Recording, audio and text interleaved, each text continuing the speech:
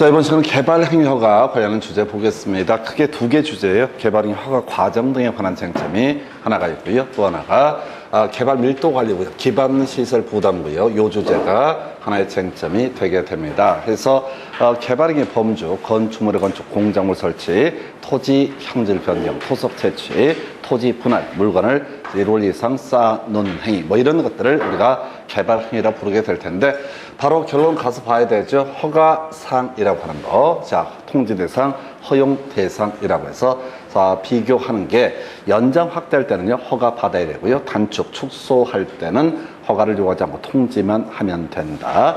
그 다음에 지금 허용 대상으로서 도시 구은계획 사업, 경작 이런 것들이 주요 이슈가 되게 됩니다. 그래서 연장 확대할 때 허가, 단축 축소할 때 이것은 통지, 즉 허가받은 내용을 변경함에도 허가를 요구하지 않고요. 도시군계획 사업 이미 용어에 보셨죠. 그래서 도시개발 사업, 도시군계획시설 사업, 정비사업을 묶어서 도시구은계획 사업 불렀었고요. 그 다음에 이제 경작을 위한 토지형질 변경, 최근 시험 지문에 재보과는 나왔는데 큰 이슈는 되지 않습니다. 그래서 이렇게 논의를 해봤었고요. 그 다음에 이제 검토 드리게 될 주제가 개발 행위가 일반적 기준부터 가게 되는, 일반적 기준은 별 큰 의미는 없어요. 지금에 와서는 낼 주제가 아니고요. 일단은 논리 전제는 그거죠. 그래서 토지가 있으면 도시 용도 지역으로 대표되는 도시군 관리 계획이라는 개념이 있게 된다. 그래서 누가 개발행위를 신청하면요, 도시군 관리계획에 적합했을 때 허가를 해줄 수 있다. 또는 용도 지역에 따른 규모가 적정했을 때 허가를 해줄 수 있다라고 하는 거예요. 사실은 이제 도시군 관리계획에는 뭐가 있어요? 지구 단위 계획에 적합했을 때 허가할 수 있다. 이런 해석도 가능한데 이런 거 시험에 안 나오고요. 또 하나가 성장관리 방안이라는 개념이 나오는데, 이게 도시군 관리계획 비슷한 거야. 그래서 뒤에 보겠지만은 녹지관리, 농림자연환경 보호전지역, 주로 이제 시골 등을 대상으로 수립하는 관리계획 유사한 개념이 뭐가 된다? 성장관리 방안. 그래서 논리구조가 이런 식이야. 토지가 있으면 일단 뭐가 들어가고, 용도 지역이라는 것이 들어가고, 그 위에 지구 단위 계획이 수립되어 있으면 어떻다? 지구 단위 계획을 우선 적용을 해서 용도 지역에 따른 규제가 배제가 되고요. 또 하나 성장관리 방안이 혹시 수립되어 있게 되면 이건 녹지관리, 농림자연환경 보전지역에 수립하는 계획인데, 이때는 용도 지역에 따른 규제가 배제가 되게 된다. 이런 식으로 논리를 삼게 됩니다. 그래서 이런 게 있겠고, 주변에 큰 사업, 도시군계획 사업 시행되면 지장을 주서는 안 되겠고, 주변 환경 또는 경관과 조화를 이룰 것, 그 외 기반 시설, 설치 계획이 적정할 것 등 이런 것들은 뒤에 내용을 소화하기 위한 과정입니다. 그래서 첫 번째 이슈, 최근에 한번 나왔었죠. 성장관리 방안 수립 대상 지역에서 녹지관리, 농림자연환경 보호전적, 시골 되겠습니다. 주로 사람 안 사는 동네에다가 좀 디테일하게 규제를 하기 위해서 다 성장관리 방안 수립한다. 이걸 외우면 안 돼. 이건 아닌 걸 외우고 들어가야 돼요. 아닌 걸. 바로 주상동 지역에는 어떻다? 성장관리 방안 수립할 수 없다라는 거. 답을 외우고 들어가야 돼. 법에 나와 있는 내용을 다 외우는 게 아니라 항상 법에서는 아닌 걸 고르시오. 법과 반대되는 해석을 통해서 구성을 하게 됩니다. 그래서 주상공에는 어떻다? 성장관리 방안 수립할 수 없다. 그리고 이 문제 나왔으니까 예상되는 문제 중 하나가 바로 성장관리 방안에 포함될 사항, 아직 안 나왔습니다. 건폐율, 용적률, 용도 제한 등 들어가게 되죠. 높이 제한 빠집니다. 기, 건 중에서 높이 제한 빠져. 아까 우리가 지구 단위 계획이 수립된 지역에서 지금 이제 도시적 외지역이라고 했을 때 높이 제한 완화 적용 안 된다고 그랬어요. 그래서 이것도 의미상 뭐니까 바로 여기서는 의미 자체가 뭘 의미한다?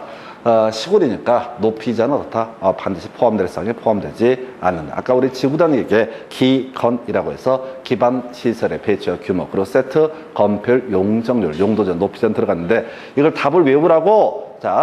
성장관리 방안 통해서 어떻다? 너 시골이니까 높이 제한이라는 것은 포함될 사항이 아니다. 아닌 걸 외우고 들어가는 게 유리합니다. 해서 이런 게 하나의 이슈가 되겠고요.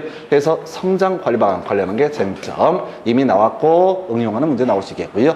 두 번째가 심의라는 주제가 있습니다. 그래서 과정이 복잡해요. 그래서 원래 용도 지역별로 일정 규모 미만까지만 허가할 수 있고요. 그 규모 이상일 때는 도시계획위원회 심의를 거쳐서 그 규모 이상일 때도 허가를 해줄 수 있다. 그런데 뼈대 가볼까요? 토지가 있으면 일단 뭐가 들어가고, 용도 지역이라는 것이 들어가고 여기에 지구 단위 계획이라는 것이 수립될 수 있고 아까 성장 관리 방안이 수립될 수 있다. 그러면 지구 단위 계획이 수립되어 있거나 성장 관리 방안이 수립되어 있게 되면은 용도 지역은 의미를 가질 수 있다 없다? 없다. 그래서 원래 용도 지역 기준으로 어떻다? 심의를 거쳐야 된다. 그런데 과정을 다 생략하고요. 지구 단위 계획이 수립된 지역 또 성장 관리 방안 수립된 지역은 어떻다? 심의를 요하지 않는다. 21회, 22회 때 나왔던 주제. 그 당시에는 지구 단위 계획만 이슈로 삼았어요. 그래서 외울 키워드가 뭐라고요? 심의라고 하는 거. 지구 단위 계획이 수립된 지역 또 성장 관리 방안이 수립된 지역에서는 어떻다? 심의를 요하지 않는다는 명제를 외우셔야 된다고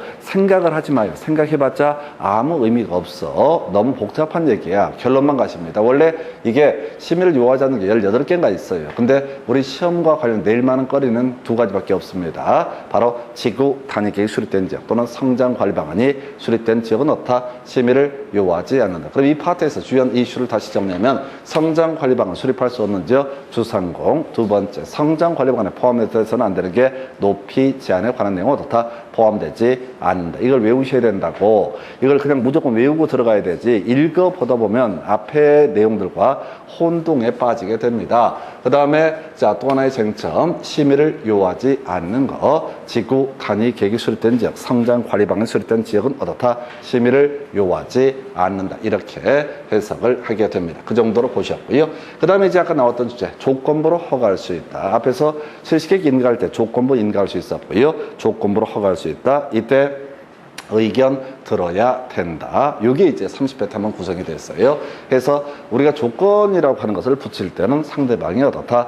의견을 들어야 된다. 물론 이제 중요 이슈가 됐던 것은 인간이 의견 들었는데 조건 성취하겠다고 얘기하지만 믿음이 가지 않는다. 그럼 어떻다? 이행 보증금 예측해 할 수 있다. 논의 쟁점 국가 지자체는 어떻다? 이행 보증금 예치하지 않는다. 그래서 앞에서 실시계획 인가할 때도 지자체 이행 보증금 예치하지 않는다. 28회 때 나왔던 주제이고요. 이것도 마찬가지 구조야. 그래서 원래 28회 때 나오기 전에 자 뒤에 문제 보겠지만은 여기서 지자체 이행 보증금 예치해야 된다 해서 틀리게 뽑아주고 그 다음에 28회 때는 지자체 이행 보증금 예치하지 않는다 옳게 뽑아주고 30회 때 구성할 때는 자 똑같은 문제를 내기 민망해서 그랬는지 의견 들어야 된다. 밋밋한 것을 가지고 답을 구성을 했습니다. 해서 요거 하나.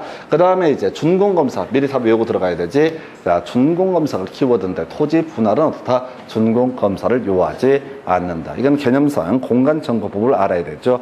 내가 내 토지를 분할을 쪼개고 싶습니다. 그러면 이제 자기 마음대로 땅을 쪼개는 것이 아니라 지적소관청에다가 토지 분할 신청을 하게 됩니다. 그러면 지적소관청에서 일정한 측량 등의 과정을 통해서 토지를 분할을 해주게 됩니다. 준공검사의 의미는 허가 받은 대로 똑바로 땅을 쪼갰는가, 또 허가 받은 대로 똑바로 개발을 했는가를 확인하는 과정이 되게 될 텐데, 자, 이 토지 분할은 공무원들이 하는 거니까 굳이 준공검사를 요하지 않는다. 이렇게 갑니다. 그래서 이렇게 해서 토지 분할은 어떻다? 준공검사를 요하지 않는다. 그 다음에 이제 28회 때 나왔던 지문 중에 하나, 20회 때 나왔던 지문, 청문이라고 해서 허지인이라고 해요. 허가 취소, 지정 취소, 인가 취소라고 하는 거, 허지인이라고 어떻다? 청문을 거쳐야 한다 해서 외우시라고 허지인. 그러니까 여러분들 이제 만약에 공부를 한다고 치면은 어떻게 해야 돼? 만 이 파트부터 지금 성장 관리 방안, 주상공인 수립할 수 없고 높이자는 포함되지 않는다. 글씨를 읽지 말고 이 포인트를 아예 외워야 된다고. 백날 봐봐. 자기가 이걸 외울 수 있을 것 같아? 못 외워요. 그래서 한 문장을 끝내버려야 돼. 그 다음에 지구 단위 계획이 수립된 지역, 성장 관리 방안 수립된 지역은 어떻다? 심의를 요하지 않는다. 왜? 그냥 그래. 왜? 이 이유로 백날 설명해봤자 의미가 없어. 자, 지구 단위 계획, 그 다음에 성장 관리 방안 수립된 지역은 심의를 요하지 않는다. 세 번째, 조건부 갈 때 의견 들어야 되고 지자체는 이행 보증금 예치하지 않는다. 토지 분할은 준공검사를 하지 않는다. 그리고 마지막 허진 어떻다? 청문을 거쳐야 된다. 이렇게 외우시라고. 1분도 안 걸려. 이걸 30번만 해봐. 진짜 줄줄줄 외우지. 그럼 나중에 시험 보실 때 외운 게 다 보인다고. 근데 계속 읽어봐. 그냥 의견을 다 읽어봐. 그냥 다 읽어봐. 그러면 개판돼 버리는 거야.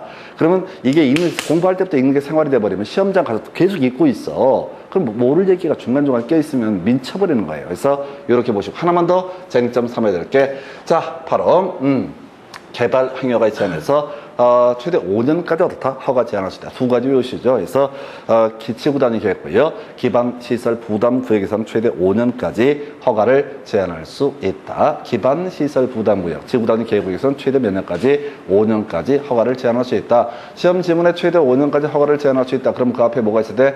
지구 단위 계획구역, 기반 시설 부담 구역. 의미 설명드리면 이렇습니다. 토지가 있습니다. 여기다가 지구 단위 계획 구역이라는 것을 지정을 하게 됩니다. 지구 단위 계획 구역을 지정하게 되면 이때 뭘 해야 돼? 지구 단위 계획이라고 하는 것을 수립해. 몇 년 내? 3년 내. 근데 지구 단위 계획으로 건폐율도 용적률도 용도 제한도 경우에 따라서 높이 제한이나 주차장 설치 기준도 완화 적용할 수 있다. 지구 단위 계획이 수립되기 전에는 완화 적용 혜택을 받을 수 없고 지구 단위 계획이 수립되면 완화 적용 혜택을 받을 수 있다. 짧은 기간 안에 누구는 혜택 받고 못 받으면 다툼이 발생하니까 지구 단위 계획 구역으로 지정된 지역 최대 5년까지 허가를 제한할 수 있다. 똑같은 논리고죠. 어떤 지역에 좀 이따 공부할 주제 기반 시설 부담 구역이라고 하는 것을 지정을 했다. 그럼 여기서는 이제 앞으로 기반 시설 설치 계획이라고 하는 것을 수립을 해야 되고요. 그러면 자 기반 시설 부담 구역 지정됐을 때 설치 계획 수립되면 돈 내고요. 설치 계획 수립되지 않으면 돈을 내지 않는다.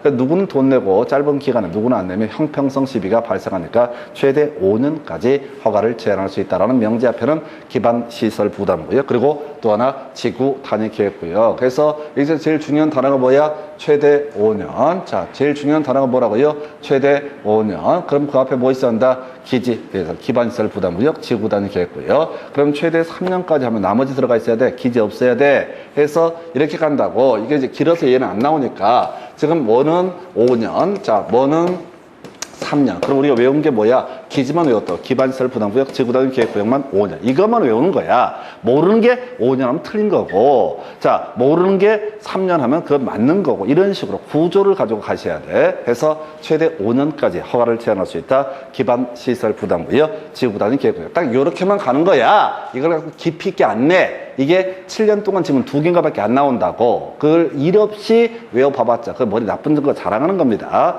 통계적으로 많이 나온 것도 우리는 소화를 못한다는 걸 항상 인정하셔야 돼. 이건 툭툭 치고 가야 돼. 최대 5년까지 허가를 제한할 수 있다. 다시 외울 것들 정리해 보겠습니다. 자, 먼저 성장관리 방안이라고 하는 거. 주상공인 수립할 수 없다. 두 번째, 성장관리 방안 수립해도 높이 제한은 포함되지 않는다라고 하는 거. 그 다음에 지구단위 계획 성장관리 방안 수립된 지역에서는 심의를 요하지 않는다라고 하는 거. 자, 지구단위 계획 성장관리 방안 수립된 지역 심의를 요하지 않는다. 조건부 갈 때 의견 들어야 되고 지자체 이행 보증금 예치하지 않는다. 토지번호는 준공검사를 거치지 않는다. 그리고 허지인이라고 하는 거. 허가 취소, 지정 취소, 인가 취소. 일단 대가리 따서 먼저 외우셔야 돼. 한 번에 이걸 다 소화하려면 죽어요. 허지인이라는 것은 청문이라는 것을 거쳐야 된다. 그 다음에 최대 5년까지 허가를 제한할 수 있다라고 해서 바로 지구단위 계획구역, 기반시설 부담구역은 최대 5년까지 허가를 제한할 수 있다라고 하는 거. 이런 식으로 이걸 외우셔야 돼요. 이거 다 외우면 1년에 한 문제꼴로 출제가 돼. 앞에 허가, 허용자, 그 다음에 통지까지 묶어서 바로 가서 자 검토하실 주제. 맞아. 여기까지 가볼까요? 개발밀도 관리고요. 지구단위 계획구역 관리, 기반시설 부담구역. 요거 묶어서 보통 한 문제 구성을 하게 되는데 작년에 2문제가 나왔었어요. 그래서 먼저 개발 밀도 관리구역. 자, 먼저 개발 밀도 관리구역 기반시설 부담구역은 어디서 이슈가 됐냐면 저기서 이슈가 됐었어요. 자, 도시군 관리계획이 아닌 걸 고르셨어요. 도시군 관리계획에는 개시수도입이라는 용도구역이 존재했었죠. 그래서 얘는 이름이 비슷하지만은 개발 밀도 관리구역, 기반시설 부담구역은 뭐가 아니다? 관리계획이 아니다. 이게 첫 번째 이슈가 되게 될 것이고요. 두 번째 쟁점을 삼아내야 되는 게 뭐냐라고 했을 때, 자, 개발밀도 관리구역. 첫 번째 외울 게 뭐라고요? 부족하고 설치 곤란이라고 하는 거. 부족하고 설치 곤란 외울 게 뭐라고요? 문장을 외우지 말고 부족하고 설치 곤란. 이게 뭐가 된다? 개발 밀도 관리구역. 의미가 뭐냐면 어떤 지역의 개발 밀도가 너무 개판이 되어서 난개발이 되어가지고 더 이상 상태가 악화돼서 도로 같은 걸 확장도 할 수 없는 지역, 더 이상 개발을 억제시킬 필요가 있다라고 판단했을 때 이때 지정하는 게 뭐가 된다? 개발 밀도 관리구역이라고 해서 부족하고 설치 곤란 첫 번째 이슈. 두 번째 도로 상하수도 학교 2년 20% 거의 나오지 않습니다. 도로 상하수도학교 2년 20%. 바로 기반시설이 부족하고 설치곤란 이렇게 되어 있었거든요. 기반시설이라고 하는 게 도로 상하수도가 대표값이거든요. 그 외 학교까지. 그리고 마지막 용적률 50% 강화 적용. 땅값 반값에서 떨어집니다. 용적률 50% 강화 적용이라는 얘기는 어떤 지역의 용적률이 200%인데 거기다 개발 밀도 관리구역 지정되면 100% 다운시켜버린다라는 의미가 되는 거야. 600%인데 개발 밀도 관리구역 지정되면 그 300으로 깎아버린다. 반으로 깎아버리는 게 개발 밀도 관리구역. 그래서 단 한 건도 지정된 사례가 없습니다. 그래서 다시 의미, 개발 밀도 관리구역 부족하고 설치곤란 좀 더 구체적으로 도로 상하수도학교 2년 20%, 용적률 50% 강화 적용. 이걸 이렇게 따라서 외워야 된다고 읽어보지 말고 부족하고 설치곤란 좀 더 자세히 도로 상하수도학교 2년 20%. 세 번째 용적률 50% 강화 적용이라고 하는 거. 이렇게 가자. 부족하고 설치곤란 도로 상하수도학교 2년 20%, 용적률 50% 강화 적용.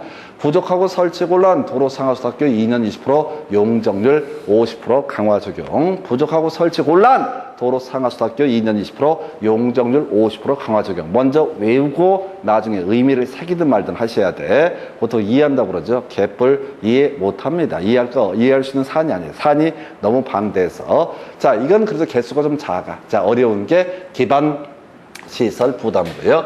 자, 여기 아까 최대 5년까지 허가를 제한할 수 있다.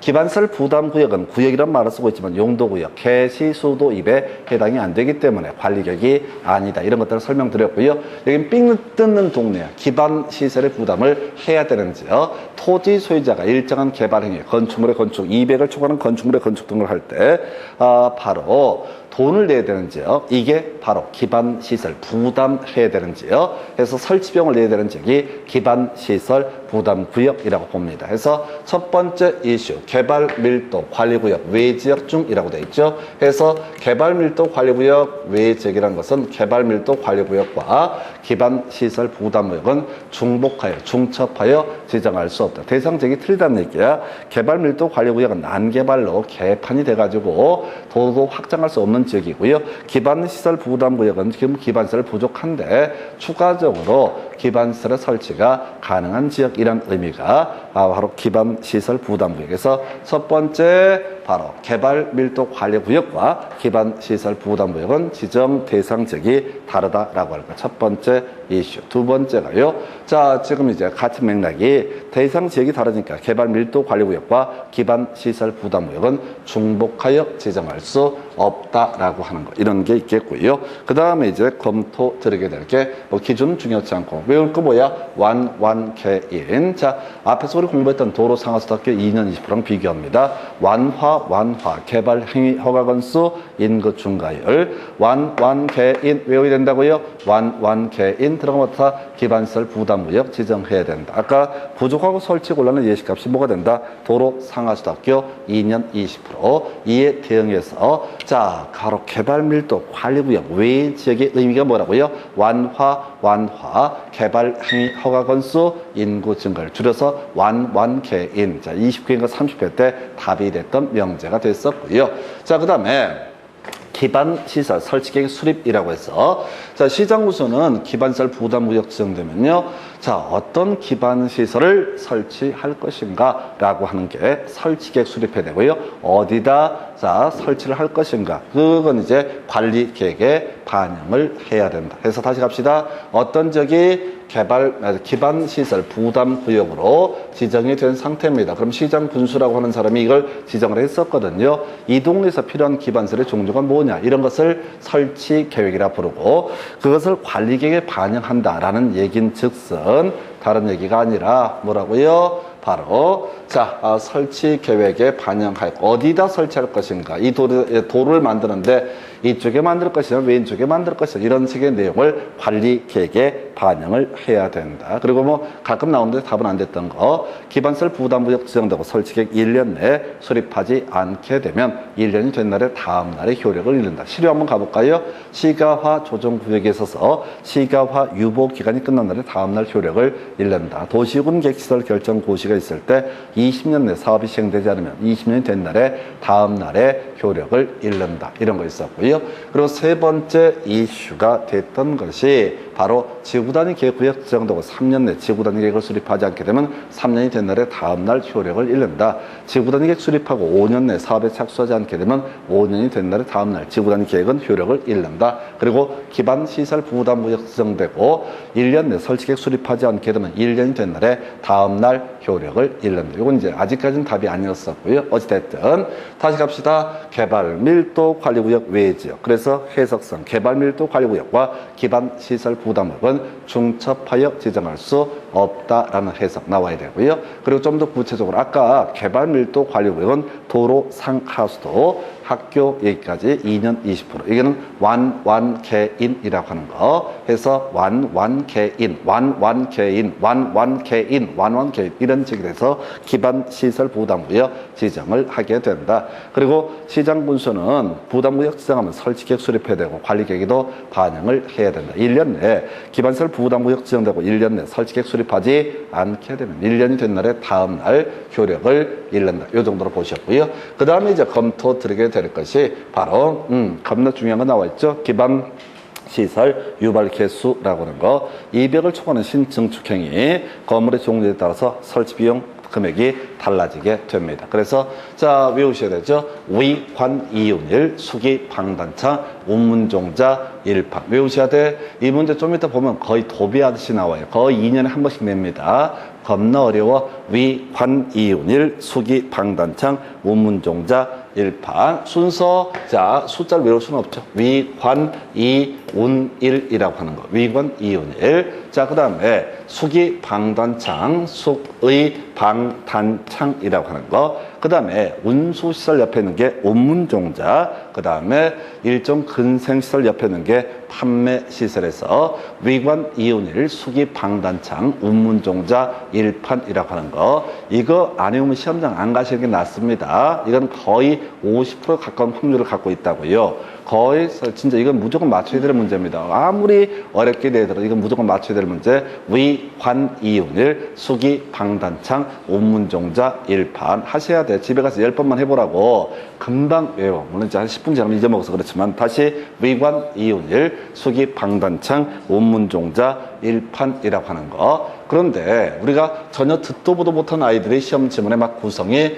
될 수가 있습니다. 어떻게 된다고요? 바로 단독주택과 똑같다 이렇게 가는 거예요. 모르는 게 뜨면 어떻다고요? 단독주택과 똑같다. 그래서 이 문제를 풀어가실 때는 시험지에다 무조건 써야 돼. 위관 이윤일 수기 방단차 운문종자 일판 써놓고 나서 하셔야 돼. 이게 이제 앞에서 검별 용적률 묻는 문제랑 똑같은 거예요. 무조건 써야 돼. 쓰고 나야지 이게 헷갈리지 않지. 이게 시간 없다고 마음 급하다고 해서 안 써버리면 진짜 나중에 꼬입니다. 위관 이윤일 수기 방단창 운문종자 일판이라고 하는 거. 위관 이윤일 수기 방단창 운문종자 일판. 그렇게 많이 나오는 문제.